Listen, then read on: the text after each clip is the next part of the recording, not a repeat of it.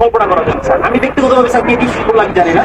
আমি ব্যক্তিগতভাবে স্যার টিচারদের স্যার আমি প্রভাবিত ছিল, কথা বলতে পারি না এমন ওয়াইফের সাথে, আমার বাচ্চাকে আমি দেখতে পাই নাই স্যার। আমি এক প্রকার মানে লুকিয়ে আমি চলে গেছি, এরকম একটা পর্যায়ে গেছি স্যার।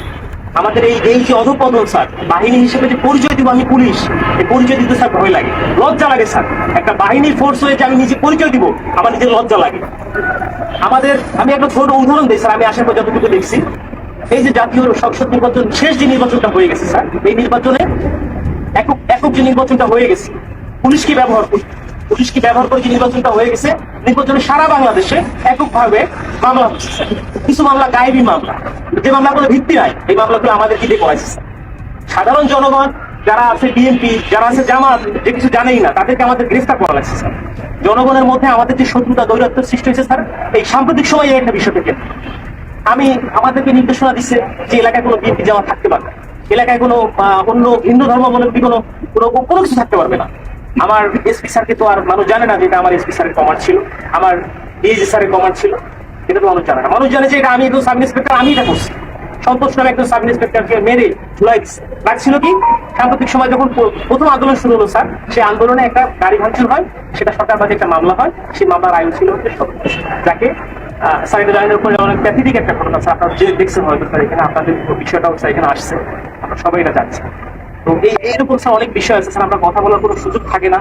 আমরা চাই স্যার এই বাহিনীটাকে স্যার, এই যে রাজনীতিকরণ, এই রাজনীতিকরণ থেকে আমাদের দাবি দেওয়ার প্রধান যে বিষয়টা, সেটা হচ্ছে আমরা এই রাজনীতিকরণের মধ্যে স্যার থাকতে চাই না।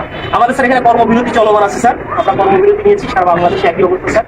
এখানেও স্যার আমরা যখন প্রথম এখানে আসছি, আমাদের ম্যাক্সিমাম সবাই স্যার সিভিল ছিল, ম্যাক্সিমাম সবাই সিভিল ছিলাম। জানি না আমার অফিসার ইনচার্জ, আমাদের অফিসার আমাদেরকে সবাইকে মানে যেভাবে হোক না কেন, ফোর্স হোক যেভাবে হোক আমাদের আমি স্যার পোশাক করি। তার মানে স্যার এরা যে আমি চাকরি করবো না, আমি একজন এডুকেটেড পার্সন স্যার, আমি ফিজিক্সে মাস্টার্স করছি ঢাকা কলেজ থেকে। আমিও স্যার এই যে ছাত্র আন্দোলন করছি, আমি পক্ষে। বাট এই পুলিশের সাথে সে প্রত্যেকটা হত্যাকাণ্ডের স্যার বিচার হোক, ছাত্র 200 300 400 500 যা মারা গেছে, এটা বিচার হোক স্যার। আমরা চাই আমাদের যে সকল সিনিয়ররা স্যার কমান্ড করছে, যারা এগুলা করছে, তারা পার পেয়ে গেল কেন? তারা কিভাবে স্যার পার পেল? আমার এই প্রশ্নটা স্যার আমার থেকে যায়, কেন যারা অন্যায় করলো, যারা আমাদেরকে মানুষের কাছে শত্রু হিসেবে দাঁড় করাই দিল, তারা কেন স্যার পালিয়ে গেল? তাদেরকে কেন কেউ আটকালো না স্যার? আমরা যারা এই ফিল্ড পর্যায়ে থেকে গেছি, প্রত্যেকটা মানুষের সাথে মিশে গেছি, আমরাই স্যার বিপদগ্রস্ত, আমরা বিপদগ্রস্ত। কিন্তু স্যার দেখেন, বাংলাদেশে এখন পর্যন্ত কতজন পুলিশ মারা গেছে, এই মারার সংখ্যাটা কতজন মারা গেছে, এই সংখ্যাটা আমরা এক্স্যাক্টলি জানি না স্যার। একটা বাহিনী হিসেবে আমরা পরিচয় দিচ্ছি, বাট আমি জানি না যে আমার ফোর্স, আমার অফিসার রাস্তায় পড়ে আছে, কুকুরে লাশ খাচ্ছে স্যার। এই কথা দেখার মতো, বলার মতো কেউ নাই।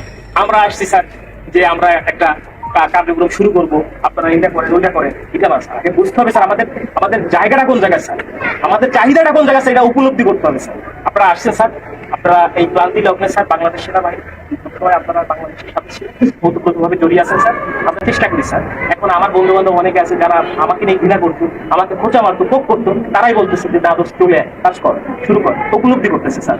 বাংলাদেশে সর্বপ্রথম স্বাধীনতার যুদ্ধে বাংলাদেশ পুলিশ রাজারবাগে যে প্রতিরোধ গড়ে তুলেছিল, এটা তো অস্বীকার করার স্যার কিছু নাই।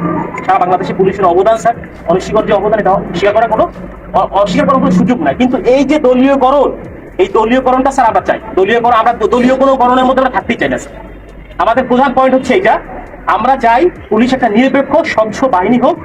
আমরা স্যার মানে আমরা যে এই যে ইউনিফর্মটা পরে রাস্তায় বের হবো, আমাকে অমুক দলের লোক তমুক দলের লোক আমাকে ব্যবহার করবে, আমরা এটা চাই না স্যার।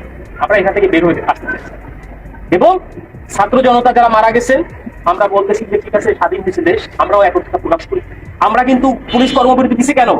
যে আমাদের পুলিশ মারা গেছে এটা না, আমরা চাচ্ছি যে সারা বাংলাদেশ যেভাবে সংস্কার হচ্ছে, আমাদের বাংলাদেশ পুলিশও ঠিক একই রকম ভাবে সংস্কৃত হয়ে একটা জনগণের পুলিশ হিসেবে আমরা প্রকৃত কাজ করতে হবে স্যার।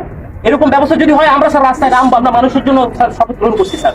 অনেক চাকরি ছিল স্যার, করতে পারতাম স্যার, প্রাইমারি স্কুলে চাকরি করতে পারতাম, অন্য জায়গায় চাকরি করতে পারতাম, ব্যাংকে চাকরি করতে পারতাম। প্যাশনের কারণে স্যার এখানে আসছি স্যার। এটা একটা স্বপ্ন স্যার, যে বাংলাদেশ পুলিশে চাকরি করলে মানুষের যে সেবা দেওয়া যায়, এটা একটা স্বপ্ন। বাট এই স্বপ্নগুলা আমাদের নষ্ট করে দিয়ে গেছে আমাদের কিছু বিশেষ ক্যাডার, এখানে বলতে তার আপত্তি নাই। আমার স্ত্রী আজকে আমি লোকায়িত ছিলাম, আমার উপরে থ্রেট ছিল, আমি জানি। অনেক বন্ধু বান্ধব ফোন করে বলছি আপনি থেকে না, রাজনৈতিক মামলা আমার কাছে ছিল স্যার, যার জন্য অনেকে বলছে, অনেক শুভাকাঙ্ক্ষী ছিল বিএনপি জামাতে, তারাও বলছে ঠিক আছে আপনি সেফলি থাকে। আমি যখন আসছি, আজকে খুলনা থেকে আসছি, গোপনে আসছি, আমার স্যার শেখ করি না, রাস্তায় চেকিং হচ্ছে স্যার, পুলিশ কিনা স্যার, এরকম বাংলাদেশ স্যার আমরা চাই না। এরকম আমরা চাই নাই স্যার, আমরা চাই যে স্যার এই জিনিসটা থেকে আমরা উত্তরিত হই এবং আমাদের যে 11 দফা দাবি আছে স্যার, আমরা চাই আপনাদের জায়গা থেকে স্যার যত কিছু করার আমাদের স্যার এখানে আছে, প্রত্যেকটা জায়গা থেকে যত কিছু করার আমাদের যাতে করে আমাদের স্যার দ্রুত এবং একটা দাবি পূরণ হয়। পুলিশের স্যার এরকম বহু হয়েছে, তোমাদের এইটা দিব ওইটা দিব ওইটা করবো সেটা করবো, কিছুই হয় না। আমরা চাই একটা প্রজ্ঞাপনের মাধ্যমে আমাদের এই দাবিগুলো মেনে নেওয়া হোক, যৌক্তিক দাবিগুলি।